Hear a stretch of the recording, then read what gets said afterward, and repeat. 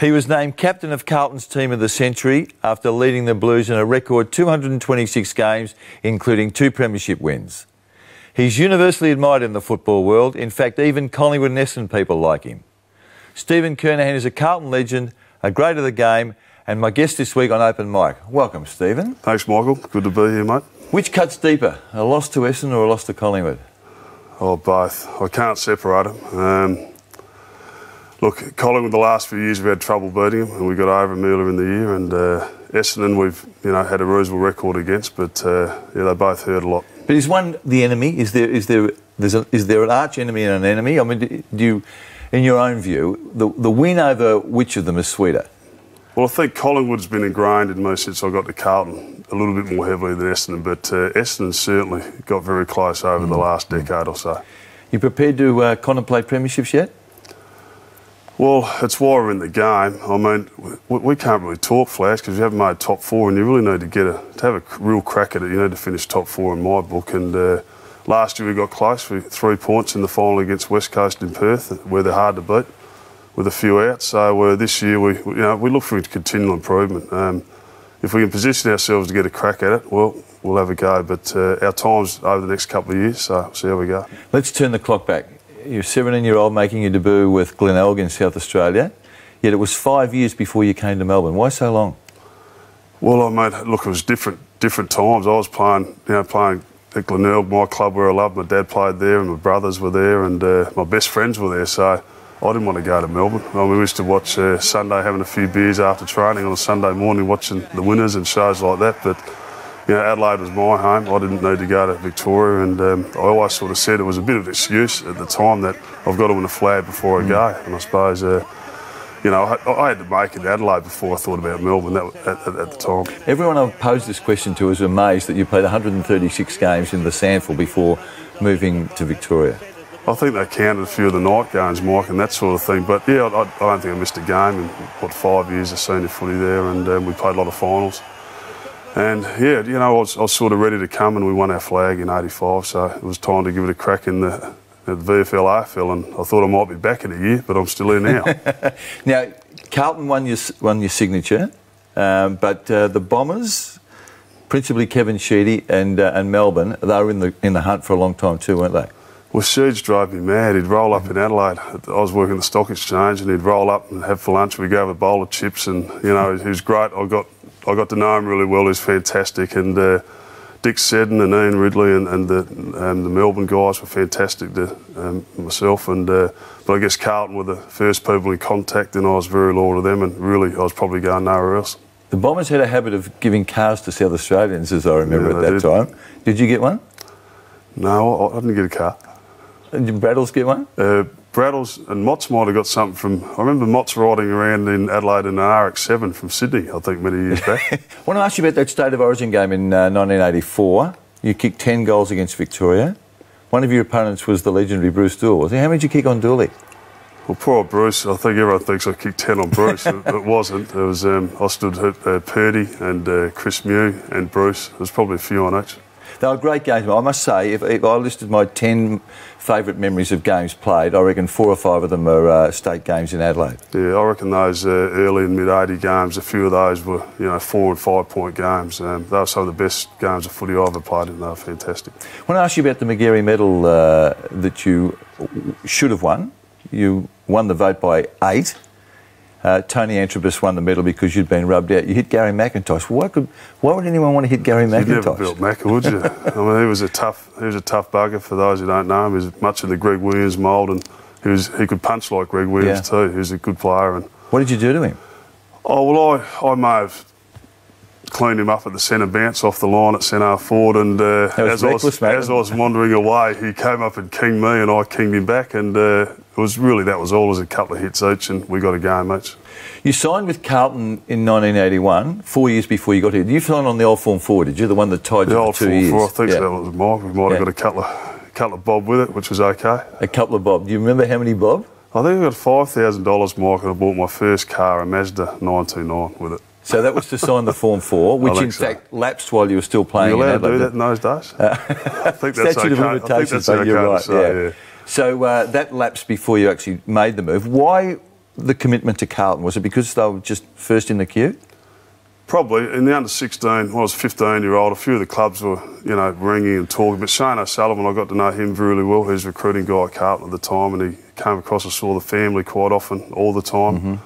As did a few of the other clubs. But, you know, Shane was a great person, and, you know, we got to know them well. And I suppose the first people that knock on the door, you're a bit loyal to. And he's been rewarded with a job for life at Carlton, hasn't he? He's still there now. Yeah. You came across with Craig Bradley and Peter Motley. Now, we all know how good Braddles was.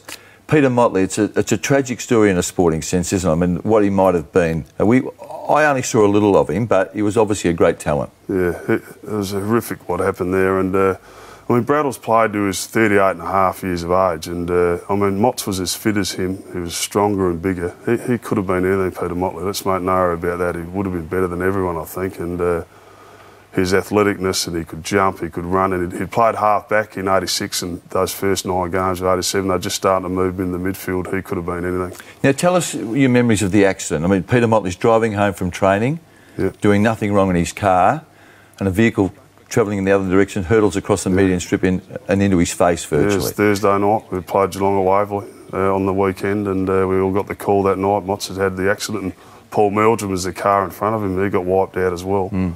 And, you know, we couldn't believe it at that time. For that, certainly that first few weeks, there was life and death, and it was a serious time for all of us. And we got up and won that day at Geelong on the Saturday, and I don't know how we did, because we were all, you know, we just thought we were going to lose Peter Motley, so it was a big effort on everyone to get up. Lovely touch when Braddles gave him his 1987 Premiership medallion. Yeah, well, they were close. They moved in together. They were really close and got to know each other so well, and they're great mates now. And Braddles and Motts' friendship will go forever, and that's the sort of relationship they had.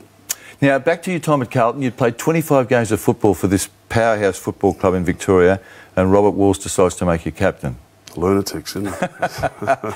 Was there any fallout from the in the player ranks? I mean, lots of people aspire to be captain. They don't publicly declare it, but this kid's come in from South Australia, played 1 season of football, and suddenly is the captain. Well, look, I've said this before. You know, when Wes Lofts and Wallsy pulled me in and said, "I want you to be captain," I said, "No, boys, you know, there's a lot of other blokes here, senior players. Just give it to them. That's fine." I said, "No, we don't want you going anywhere. We want you to do it. We want you to do it though." You know, I didn't have much choice. I was happy to do it in the end, but I really felt a little bit that I hadn't done my time yet at the football club. But the senior players of the club, you know, Kenny Hunter and Jimmy Buckley and Wayne Johnston and Justin Madden, all those guys, and you know, Harmsy and all those legends of the club, they were fantastic. And as always at the club, I was lucky enough. We always used to have about 10 captains there, I reckon, and. You know, I was a bit embarrassed, to tell you the truth, at the time. 1 season later, you're the Premiership captain. It was a dream start, wasn't it? Like, you'd played 49 games of football and were the captain of a Premiership team. Yeah, no, they're hard to win too, and you think if you win one that early, you can win a few more. But as time tells, they are hard to get. And yeah, that was a great year. We played well. We lost one in '86, and sometimes you have to lose them to win them. And we all got fair dinkum and. Pulled off against a serious opponent in Hawthorn, who were one of the great sides, and we got them that year, and yeah, very lucky to hold the cup up. It's a special moment. Chris Langford knew you seemed to play, I reckon, probably 20 times in your career. It's just every time it was Carlton, Hawthorn, it was Kernahan and Langford. He was a great player, wasn't he? Who do you think, honestly, finished in front at the end of the I think Langers would have held me more quiet than I beat him by a fair way. He is a great player. He was as tall as me. He could run twice as quick. He was strong. They had a great back line, you know, Chris Mew and Gary is next to him. They're always hard to beat, and he's a great player, Chris Langford, don't worry about that. You saw so much of him on the football field, the battles were so public, but you weren't friendly with him, were you? I mean, it seems like you two didn't want to get to know each other. Yeah, I don't think we shook hands before and after. Yeah. We might have done it after the game, but yeah, well, I don't think we liked each other at all. And, you know, Carlton Hawthorn had a real... You know, there's a real rivalry. They were two powerhouse teams at that time when I'd first come to the club. So, you know, we just got on with footy, and when we finished, we got out of there. Adelaide comes into the competition in 1991. Lots of media speculation about the Crows looking to you to come back and be the inaugural captain. Did that happen? Yeah, no, they had a good crack. They were sending McGuinness and McDermott over all the time, and you know, Graham Corns, the coach, I had a bit to do with Cornsey at Glenelg. He was my premiership coach in '85, and Look, again, you know, I had to think about it. It actually coincided with 91. We were pretty ordinary at Carlton, and that's what, you know, made it a bit more... people thought I was going. My form had been ordinary at the start of the year, and people said, oh, he's had enough of Carlton, etc., etc. And apparently I was only boats and hotels in Adelaide and on the way home, but I was probably always staying. Did you get close? Did they make you an offer that made you think about it? I thought I had respect for the people there at Adelaide, so I gave them due diligence, I suppose, and had a few meetings with some people, but in the end I was always staying at home. You topped the goal king at Carlton from 1986 to 1996. 11 seasons in a row. But you could miss the odd one, couldn't you? Yeah, no, I could. I'm well known. Often, my wife and I, Jen and I, are sitting there watching TV and someone will float one through for a goal and Dwayne Russell or someone will always, well, there's one of Sticks Kernahan's floaters. And I reckon I kicked it all right till late 20s and I just lost it a bit. I finished at, 34, and I reckon those last 4 years, yeah, they were moving around a bit, they were doing a bit. You did pioneer the helicopter, didn't you? Apparently. That day at the MCG, the scores are tied. You've got a shot on the siren. I reckon that missed by 30 metres. I reckon that missed the scoring zone. It could have been 45. Just about went right angles. Yeah, I don't know. I was tired. I just tried to steer one through, and you know, it's been a long day.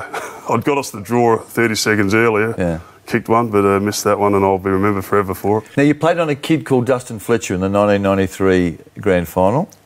He had a good day, but he stamped himself as a player of the future then. Do you marvel at it when you see him play, and he's still playing? Like, well, this is only 18, 19 years on, and he's still playing and still playing good footy. He's a freak, and, you know, every time we come and play Essendon, I'll be whispering to Brett Ratton in his ear, make sure we don't free up Fletcher, mate. He'll kill us again, and it's amazing. As you say, what is he, 30? What's that? 37. 37. Yeah.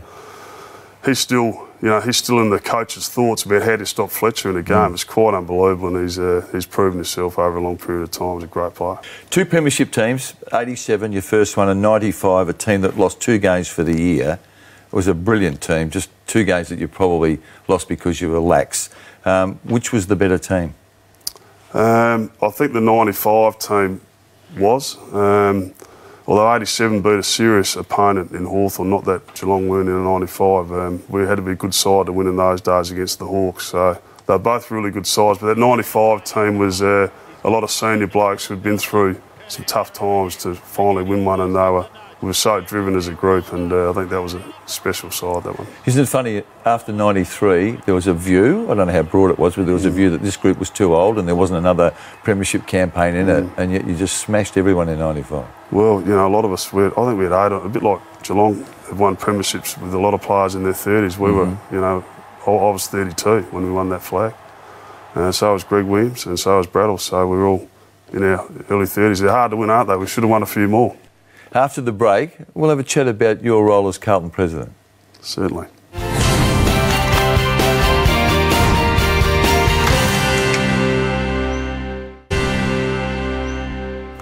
You've always been seen as a reluctant president, but you're now in the 5th year in office and no indication that you're going anywhere. Is the position growing on you? Yeah, everyone sort of said that. I mean, look, Dick was around at the time. He had a few issues on, so I became sort of the part-time president, the interim president, as they called it, for a while. And Dick passed away 3 years, you know, in April. So, you know, it wasn't something I just wanted to be president, Mike. I've been on the board for quite a while and just happy to help with football and try and get us off the canvas from where we were for most of the 2000s. So to become president wasn't something I just really wanted to do, and now I've been not lumped with it. It was something that was given me. I do treat it seriously, and you know, as you say, time's moved on pretty quickly. It's sort of amazing. It's been 4 or 5 years. I don't know. I'm not going to be there forever, Mike, but we're going to try and pull something off the next few years. A couple of interesting moments during your presidency. One that you probably wouldn't consider to be the most diplomatic moment of your life. A best and fairest function at Carlton. Late in the night, the president's at the microphone and you had a message for the media. Do you remember it? Well, I don't know if I was president then, Mike. I'm not sure if I was or not. But, no, well, I probably gave a little clip to a couple of, I think it was Mark Robertson, Caroline Wilson, Patrick Smith and Jake Nile. I was offended I didn't get a mention in that mix. Well, I took it easy on you. But look, I think the media at the time, it was the end of the football season, they'd been whacking away at our footy club for quite a while, for a number of years, and that was fair enough, we understand that. And if anyone's going to say anything, it was at a private club function that I didn't know there were a few cameras at. It was about 11 o'clock, Michael. I thought I might have got away with that and said a few things, but they were sarcastic and meant to be in reasonably good humour, but it wasn't taken that way. We've got the makings of one of the great sides. The next couple of years it'll come. And I'll tell you what, when that day comes, we are Carlton, the rest. When you woke up next day and it's all over the radio that the Carlton president, the famous Stephen Kernahan, has dropped the magic word in a speech, is that embarrassing, or do you just sort of say, well, look, I don't care, I got my message across and they can live with it? Oh, no. Well, look, I don't know. Look, the way I saw it was, look, we've been beaten around the head for a long time, and I said a few things at the best and fairest, and at the end I said, we are the Carlton Football Club and bugger the rest, you know. I mean, is that what you said? Is that a direct quote? Something like that, and I thought I'd moved away from the microphone, Mike, but I suppose the message was, you know, we need to stick together through this. We'll get through it. And, you know, if I had my time again, you know, it caused a ruckus. Yes, it did, but probably more that it was me saying something like that. Usually I do those things in private, as you know. How can a football club of Carlton's ilk, Carlton's status, have a debt of more than $6 million? Yeah, well look, Mike, we built 2 grandstands, and if you speak to John on the board in the old days, Vizzy Park as it is now, was possibly going to be the 3rd AFL ground, and you know, we built 2 grandstands, you know, cost nearly $30 million, and you know, we've been winding that debt down ever since. But to tell you the truth, the Carlton people, I'm not fussed about our debt. It's come down heavily, you know, in the last 5 years from 13 or 14 mil, and we're going to wipe it out in the next 3 to 5 years. So I'm not worried about the debt. We'll continue to supply funds for our football team. You mentioned Dick Pratt before. His widow Jeannie is vice president of your football club. There was some speculation, it looked like it was quite informed too, that she was seeking the presidency not so long ago. Is that true? Well, she wasn't. I think it was mentioned to her family, wouldn't that be good? Because, as you said before, I probably have been seen as a reluctant president for a while. And Jeannie, when Dick passed away, people forget that Jeannie Pratt was with Dick all that time, all the decades that Dick's been following Carlton, so has Jeannie. She's been at all the functions and we know her so well. And Jeannie was happy being patron like Dick was. She didn't really need this sort of thing, but we spoke to her about it. There was a push from a couple of people to maybe be president, but she said, Sticks, you're happy to do it. I said, Jean, if you want it, I'm happy for you to do it. It doesn't worry me. But we're a bit of a team now. She's happy where she is. She supports the football club and always has. John Elliott, Stephen, very good friend of yours, former president of the football club. You had to make a strong stand a couple of years ago when John publicly asserted that Carlton had paid women for sexual favours to players. Now, did you in fact ban him, or did you just give him a stern talking to? Well, I think officially a few people would have thought he was banned from the football club. Look, John said something out of context and it caused some pain to the football club, and especially some people at the football club in those days. And I just said to John, it might be a good time to just steer clear of the club for a while, and I think that stood for a year or two. But there was a push to take his name off the grandstand. There was even a suggestion that his life membership should be removed. But you're a very loyal person to John, aren't you? Well, I think, look, because I have been very loyal. He's been very good to my family and myself, and I can't say a bad word about John, and that hurts some people, some important people at the football club. The police interviewing, like Stephen Goff and Ian Collins were our CEOs at the time. And I think John was at not a sportsman's day or whatever it was. He said the wrong thing and probably just inflated it slightly, and it caused a lot of issues and ripples back at the club. But people were angry at the football club, and I had to do something about it. The period 2002 to 2007, the darkest period in the history of your football club, how difficult was that to cope with? Yeah, tough. I suppose that best and fairest night, it gets to you. And, you know, no one likes... look, I accept the press's criticism, I really do. I've got no problem with all of that, and everyone has their opinions in football. It's an opinion business. And we had to cop our whack. We were defenceless. We had no sponsors. We were down on cash. You know, Bruce Matheson, when Colo came in, thought we should throw the keys in. That's how bad we were. Really? And you know, sometimes those dark days, you need those to put things in perspective. And we've grown since then. We've doubled revenue and grown into a strong football club again, which is a good thing. But they tested everybody. We couldn't attract, you know, old players back to the club, etc. No one wanted to be involved, so it was a tough time. But it makes you a bit stronger in the end. How did it all go so bad? Well, look, I think it came to a head, obviously, without going back through it. The salary cap infringement's nearly $1 million fine, and that period of time when we needed the draft picks, we lost players of the calibre like Braddles and McKay and Ratton and Hickmott, and we lost a lot of experience, and it was very hard to rebuild a footy team, and next minute you're on the bottom, and financially not very attractive to anybody. And you lost Goddard and Wells in the draft, didn't you? I mean, well, we think about that a lot, yeah. Yeah, I bet you do.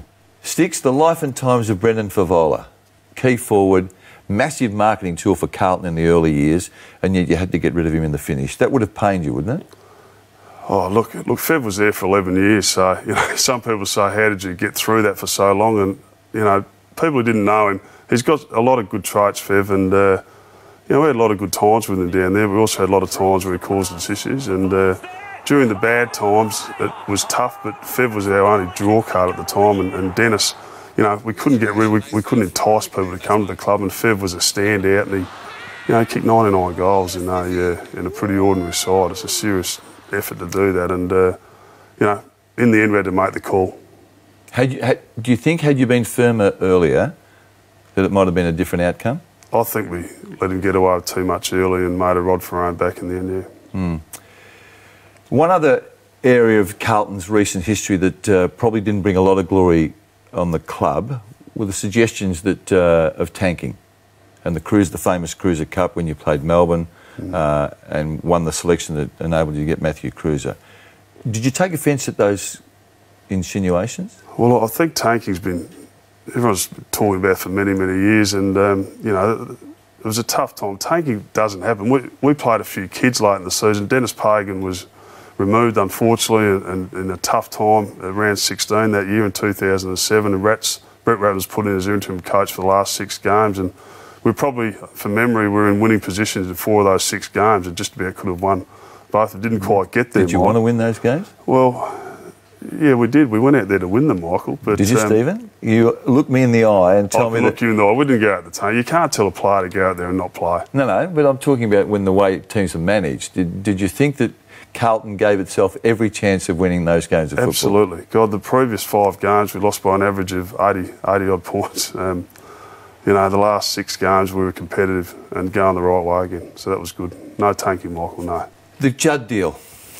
Did you have a key role in that when Chris Judd came back from... No, there's a lot of people that put their hand up for that role, yeah, but I'll be one of the few that won't be. Because I wondered how you felt as some influence there, knowing how good Juddy was, but knowing that you had to give up Josh Kennedy, who played in your position, and looked like he was going to be a player. Well, look, Josh Kennedy, I had a great interest in him. I knew he was going to be a good player, and a few people at our club thought he was a bit slow in the first 2 or 3 years, and I think, God, have a look at how many big blokes have taken a bit of time to get going, and have a look at him now. But look, to get a Chris Judd football club, with the Dick Pratt coming to our football club, that turned us around. That turned it from a negative, and the black clouds, they lifted after Dick came to the club, and it turned it around and got the place going again. And Chris Judd did the same thing when we got in there, and Dick Pratt had a big part in that with Greg Swan and the managers. They got the job done. We did a lot of work with it. We kept it a few people to get the deal done. It was a tough one to get done. And we had 2 picks. We weren't going to lose pick 1. We had picks 3 and 20. We offered that up, but Richmond had pick 2 and 12. And I think the Eagles would have rather deal with them, so we had to throw in Kennedy to get the job done. We weren't going to lose Chris Judd. Juddy's a fantastic player. You see him every week. Where does he sit among the Carlton players that you've seen live? Pretty high. Yeah. I think Judd, at the top? I think Judd's a superstar, and you know, we've had so many good players in my time at Carlton, and as I said, Nichols and Jesselenko and Dool are the 3 big names at our footy club, I would have thought. And you know, my time, Williams and Braddles and Sauce and you know, Justin Madden, all those guys, and Wayne Johnston. There's some serious players in that, but I think Juddy at the end of his time, and he's 28 now, hopefully he can go into his early 30s at least, he'll be right up there, I would have thought. I've got a hypothetical for you. The end of the 2012 season, Carlton wins the flag, the boys celebrate, Juddy might have had a beer or 2 too many and suddenly murders the song Stand By Your Man and tips a beer over his head. Do the Blues sanction him or just laugh with him? I'd laugh with him. You'd think after 25 years, I think my wife and I had enough pain on that song, but it's nice being remembered for a couple of things like that Essendon kick in that song. But I think Juddy could do what he likes if we win a flag, and so could I. Stand by your man! and tell the world you love him. Are you embarrassed by that moment or not? I just tend to feel that you are, but I'm not sure that you should be. But it's actually played out more, Mike, now. It's everywhere I go, someone says, I heard your song last week, or I heard your song this week on the radio or TV. But, you know, I mean, it is what it is. No one was meant to see it. Everyone must have thought I just did that to You're naive about this. You know, there's cameras around when your big events are on. Well, it was meant to be bloopers tape. Peter Donegal left to pay him and Eddie Maguire, I think, at Channel 10 at the time. They were the ones who let it go. But, you know, look, it is what it is. And, I mean, am I embarrassed about it? I don't enjoy seeing it all the time. But I understand out there. We need to have a laugh in this game sometimes too. I agree. Stephen, you're a great man. You've made a massive contribution to Carlton and to football in general. Great to see you and good luck for 2012. Thank you, Michael.